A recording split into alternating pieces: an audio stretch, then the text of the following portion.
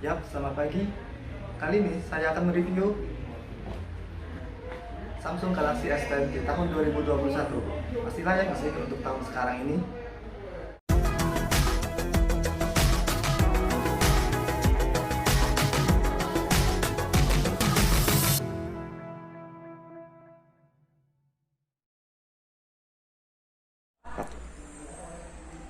Langsung aja.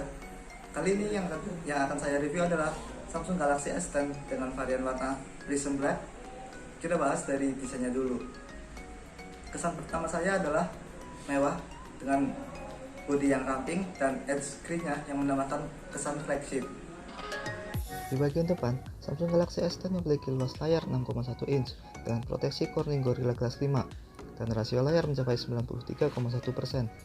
HP ini juga sudah menggunakan Samsung One UI yang berjalan di Android 10. Untuk desainnya tergantung selera masing-masing, tapi menurut saya cukup menarik, mudah dipahami, dan kontrasnya cukup nyaman untuk penggunaan dalam waktu yang lama. Bukan hanya layar yang luas, tapi juga dibekali dengan teknologi Dynamic AMOLED HDR10+.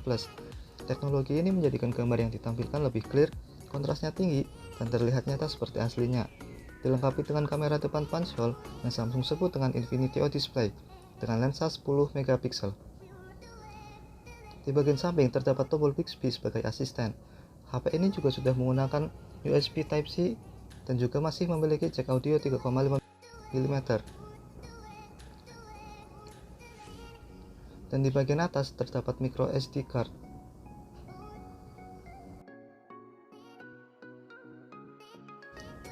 Jadi, kalian bisa memilih menggunakan dual SIM atau menambahkan memori penyimpanan lewat micro SD dengan kapasitas maksimal 512 GB.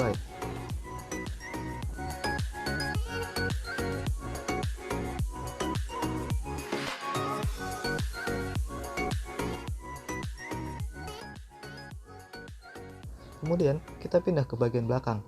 Terdapat 3 buah kamera, flash, dan sensor detak jantung. Samsung Galaxy S10 dibekali dengan triple kamera dengan lensa wide angle 12 megapiksel, lensa telephoto 12 megapiksel, dan lensa ultra wide 16 megapiksel. Kalau objeknya jauh, kita bisa menggunakan lensa telephoto yang punya 2 kali optical zoom. Jika kita ingin mengambil gambar landscape, kita bisa mengaktifkan lensa ultra wide yang lebarnya sama dengan jangkauan mata kita, yaitu 123 derajat. Dan fitur software kameranya juga beragam, seperti Focus Live, mode Pro, dan mode Instagram. Samsung Galaxy S10 bisa merekam video hingga resolusi 4K 60fps dan punya fitur Super Steady Video Stabilizer untuk menghasilkan footage yang stabil dan minim guncangan. Lalu, ada fitur unik dari Samsung Galaxy S10, yaitu Bixby Vision, seperti scanner. Namun, kita bisa melihat detail dan harganya. Berikut contohnya seperti ini.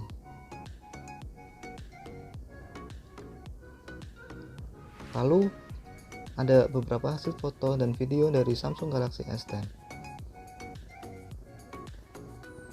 Ada yang diambil dengan mode HDR, Focus Live, dan Night Mode.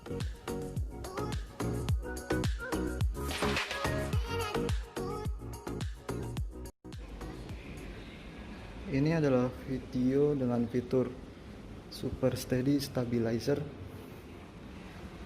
Kita coba untuk menaiki anak tangga.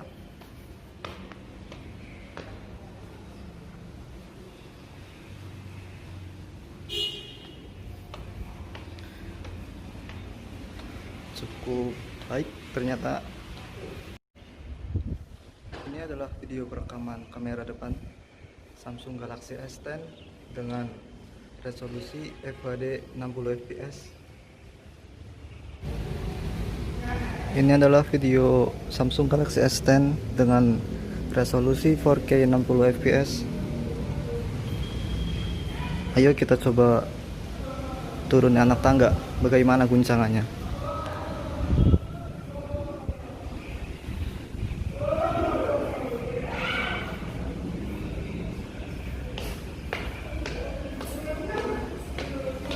Ternyata masih cukup berguncang ya. Samsung Galaxy S10 memiliki RAM 8GB, storage 128GB, dan menggunakan chipset Exynos 9820 yang terbagi menjadi 3 klaster. Klaster pertama 2 buah Core A75 untuk kinerja optimal, klaster kedua 4 buah Core A55 untuk kinerja dengan efisiensi daya tinggi, klaster ketiga 2 buah Core Custom M4 untuk kinerja sangat tinggi. Keuntungan yang bisa didapat dari Exynos 9820 mendesain CPU-nya sendiri adalah bisa disesuaikan lebih dengan kebutuhan hardware dan core software dari smartphone Samsung sendiri. GPU yang digunakan Exynos murni GPU yang dibuat oleh ARM, yaitu Mali G76. Ini dipersiapkan untuk bisa merender layar hingga resolusi 4K UHD.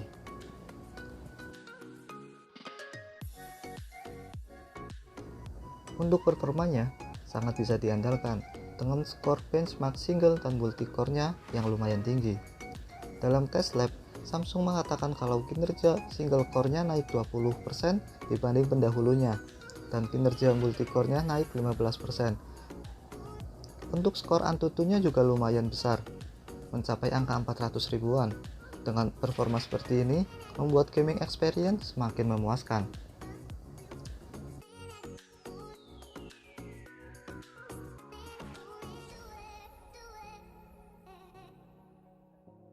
Untuk bermain game PUBG Mobile, HP ini bisa menggunakan settingan rata kanan dengan grafik smooth extreme.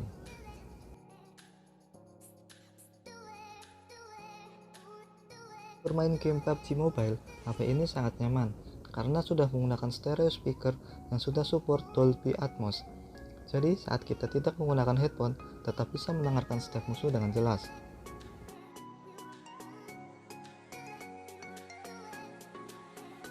Saat in-game bisa merender cukup cepat dan jarang terjadi framing. Lalu, HP ini mendapatkan rata-rata FPS di angka 58 dan terkadang drop FPS di angka 45.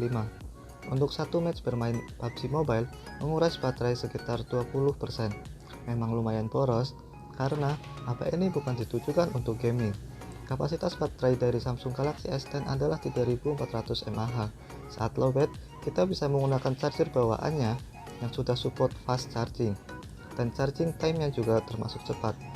Waktu yang dibutuhkan dari 0 sampai 100% sekitar 1 jam 10 menit. Dan yang baru di Samsung Galaxy S10 adalah sensor fingerprint. Pada seri-seri sebelumnya, Samsung menempatkan sensor fingerprint di bagian belakang. Namun, di Samsung Galaxy S10 sensor fingerprintnya pindah ke depan. Ya, ultrasonic fingerprint adalah semacam teknologi scanner yang letaknya ada di dalam layar. Dan menurut saya, kecepatan unlock time-nya hampir menyerupai kecepatan fingerprint biasa. Lalu, ada wireless charging, bahkan ada fitur baru yaitu wireless power share.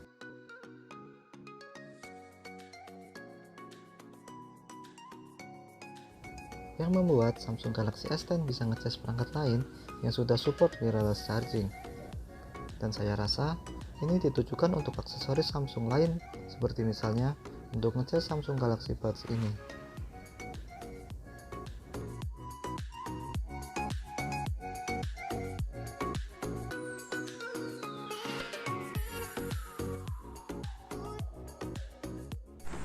Jadi kesimpulannya, dengan harga 7 jutaan, Samsung Galaxy S10 masih layak untuk dibeli di tahun 2021 ini.